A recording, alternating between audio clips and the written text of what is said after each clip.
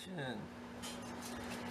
Hey YouTube, this is the Colonel, and I am going to walk through and teach my daughter how to properly take care of her weapon after a day at the range, and I decided to go ahead and record it. One is for her, and the other one is, if it looks good, we'll put it out for the community, because a lot of people have these little single action revolvers, and it's always nice to see someone clean it. I'll give you my my advice and what I've learned through the years. I am a 30-year retired U.S. Army colonel, full colonel, and during that time I was in charge of armories and I was in charge of safety ranges, among other assignments, and a lot of lore, a lot of wives' tales, and a lot of good things about how to properly take care of a weapon. So we're going to go through it.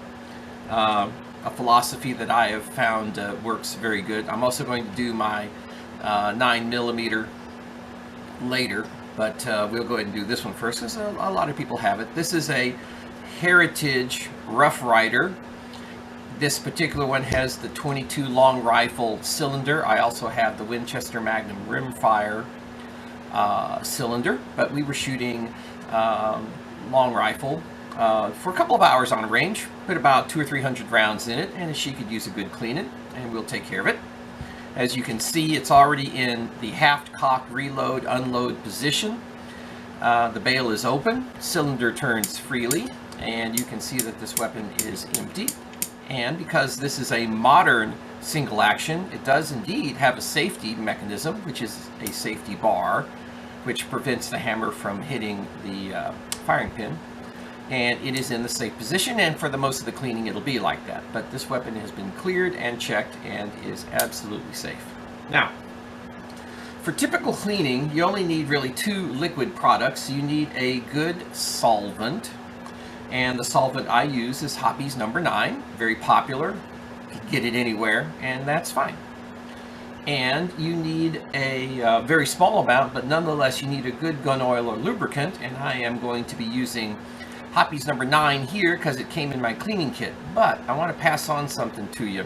After talking to many seasoned armorers and gunsmiths, you can actually substitute the conventional gun oils that you see out in the real world with, are you ready for this?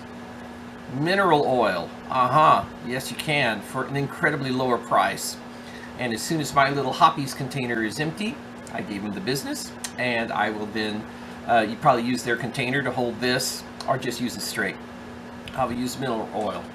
The only other product that I use is sometimes referred to as mineral spirits or paint thinner, and the only thing I use this for is for my magazines. I use this to, after the magazine has been cleaned, rather than putting mineral oil on it, I clean it with a little mineral spirits, let that dry, and that's it on the slot on the magazines. Okay, now just to let you know that I've gone through the whole works. Yes, I drank the Kool-Aid and lived with CLP almost my entire career, cleaning my M1A1, even though I was authorized an M4, and actually I mostly carried my 9mm.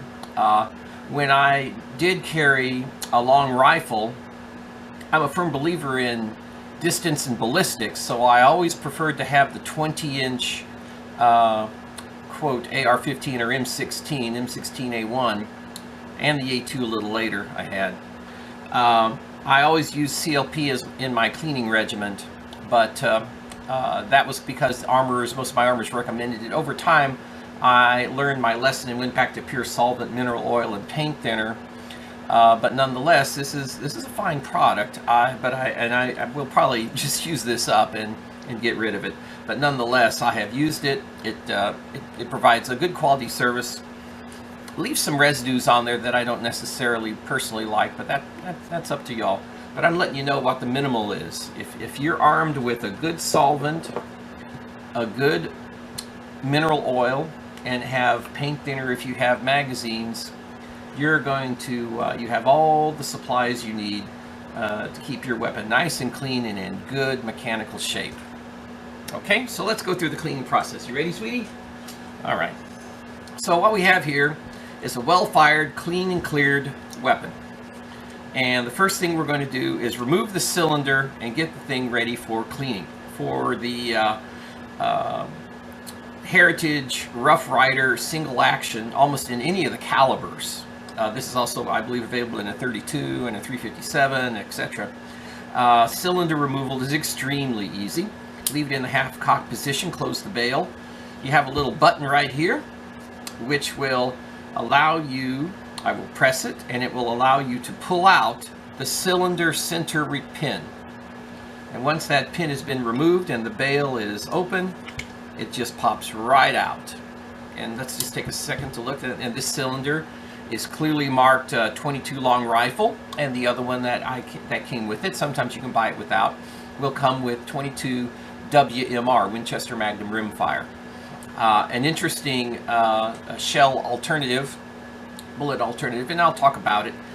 With only a 6-inch barrel, it doesn't develop near the velocity that it would in a rifle, but nonetheless, it has its place in your arsenal here. So I got the cylinder removed, put it off the side here, and I have the center pin removed, and now I have the remaining casement with the ejection rod, barrel, and triggering mechanism and hammer system and firing pin mechanism. And you just give it a quick inspection, and I can see lots of powder, lots of flash comes out. So this guy really needs a good cleaning. What we're mainly removing is powder residue on all of the exterior components and around the cylinder, which we'll clean up. Because of the nature of the design, it's very difficult, but not impossible, to get a cleaning rod into this end.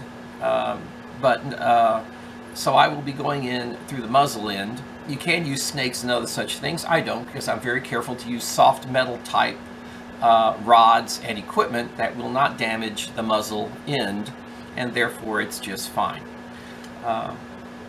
So let's go ahead and get started. I will be using two types of brushes. I will be using a very soft nylon brush, and I'll be using a little harder metal brush. This one's copper, and of course if you buy the kits with these brushes, they generally come with lots of varying degrees of toughness. For these little pistols, the nylon is plenty fine, and only for the toughest stuff will I break out the brass, the copper. But the copper is soft enough where it will not damage factory bluing at all, so you have no fear. First thing I like to do is to do just a quick dry rub. A quick dry rub before I start using any kind of liquids or solvents just gets off larger particles that might become suspended or somehow interact with the liquid before, and even though eventually it'll all get removed, you know, why get a material starting to already dilute your chemicals when you could get that stuff off prior to adding the chemicals. So just a quick rub with the brush. Not a lot of heavy-duty stuff here. Now again, if the gun was used outdoors for squirreling or ratting or plinking outdoors, the particular gun range we went to this time was a very beautiful indoor range in the Dallas area called Eagle Gun Club. Very much enjoy that place. A shout out to them. No special discounts or anything. We just enjoy the place. It's very nice. The one we went to was in Farmers Branch, by the way. So you see what I'm doing. I'm working on the metal. I'm not going to actually brush on the handles with this. I'll take care of the handles completely separate, even though that is part of cleaning and maintenance. I treat my handles, whether they're synthetics or wood laminates, I treat them as a separate component, cleaned and handled completely differently. Okay, so I gave it a good brush to get any of the surface stuff that could be easily removed. Okay, see that? And just a little bit more here and there. There we go. All right, so let's set that aside for a second, and let's work on just something easy. Let's work on the cylinder pin. This bears a lot of weight. This is the guy that gets all the rotational work done. So you got to make sure it has no scoring. And by the way, you look at that, this weapon has been well cared for and is fine, but nonetheless we're going to make it nice and clean.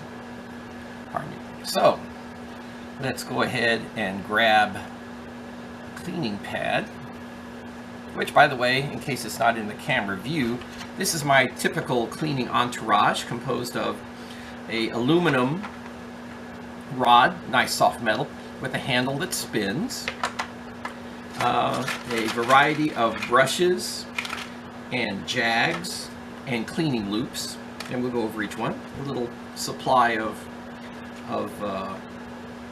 Q-tips and some various size patches. That's generally what I need. Now I also carry and have steel wool, and I also have copper coated cleaners, which are for different circumstances, which I will do a cleaning video when a little more work is needed. But if you generally take good care of your weapon, or it's fairly new and you're using it indoors, or you don't take it out in adverse weather, which I had to do all the time in the military, so my stuff got in real bad shape sometimes. You have to sometimes call in for reinforcements, but for this little guy, not today.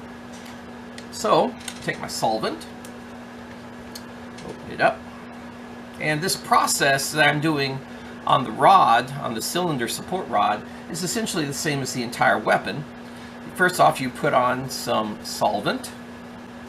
If the weapon is extremely dirty, you might want to let the solvent soak. We're going to go ahead and put some solvent inside that cylinder and let it soak.